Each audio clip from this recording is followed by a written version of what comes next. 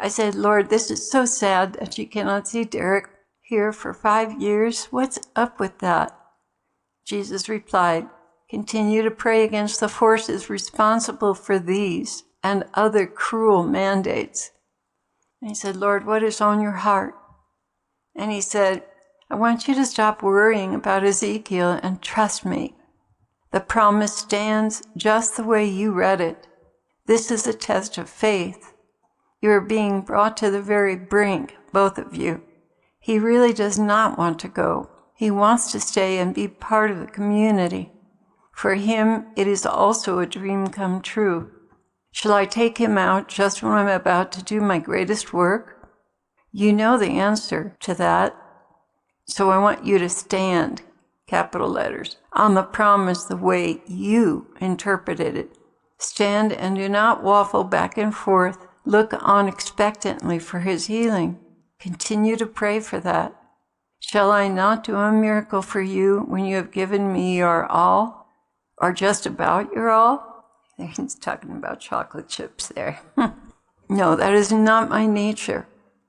And I said, Lord, and he cut me off. He said, don't even go there, Claire. Stand, for goodness sake. Stand on the words I have spoken to you again and again. I know you are willing to let him go, but I would like to handle it in another way. Will you permit me? Oh, yes, Lord. It would be such a testimony and failure to our enemies if you brought us through this. And he replied, and that's precisely why I am speaking to you about this. I will not disappoint you or any others who have been standing with you in faith. Can I not recreate this man in one instant? Yes, Lord, I know for a fact you can. All right then, stand, in caps. Anything else? I always have something else. Stop beating yourself over your little lapses. I do not abandon you when you eat something pleasant. Remember, I am a God of mercy. You are not testing my patience. You are faithfully trying to do your job, and I know you're weak. I'm well aware of the shifting winds that sometimes knock you down, things you know nothing of. I know, and especially just how much you can take before caving in. Do I condemn you or withdraw? No. I reach out to recover and strengthen you. And I said, Lord, please help me to be humble. My God, I hate pride in myself. This is true, you do hate it, but some things need to be moved out of the way to allow you to be as humble as you and I want you to be. And we are working on that. Just try to accommodate us and go with the flow. And whenever he says we, he's talking about the Holy Trinity and the angels and saints that might be in on that. And I said, thank you, Lord. Please protect me from lying spirits. He continued, I am, and it is your faith that is the problem, not the enemy. You must believe that I am good and a man of his word.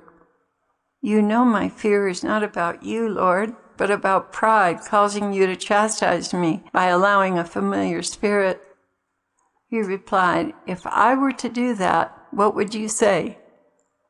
I deserve it because of the pride and other flaws in my heart, my thinking, my life.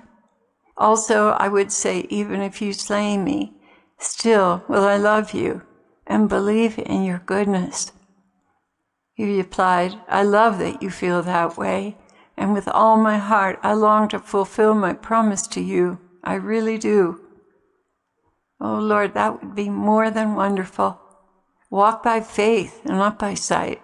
Mary hid these things in her heart, knowing full well that I was capable of fulfilling my promises to her.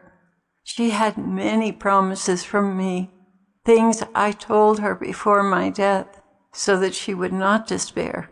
She hid those things in her heart, but what broke her heart was the rejection of her people, of their Messiah. That was number one. Number two was the torture they put me through. How could any mother not be undone by such brutality done to the innocent? Still, she said in her heart, Father, forgive them.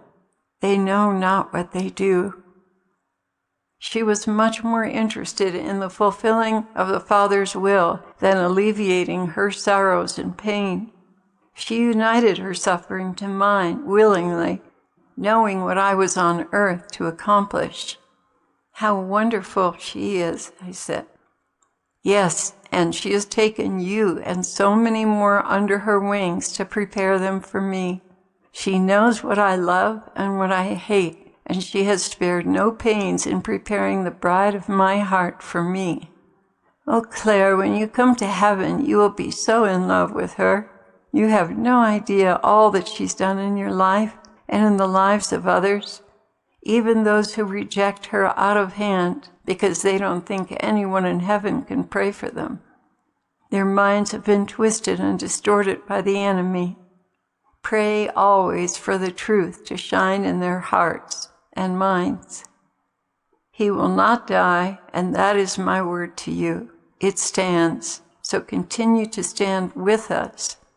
And I went and I asked the Lord to get a confirmation on this, and I was very concerned about getting a confirmation. And first thing he gave me was money. It was about the poor shall have recourse. Blessed is he that takes care of the poor. I will rescue him in a time of trouble.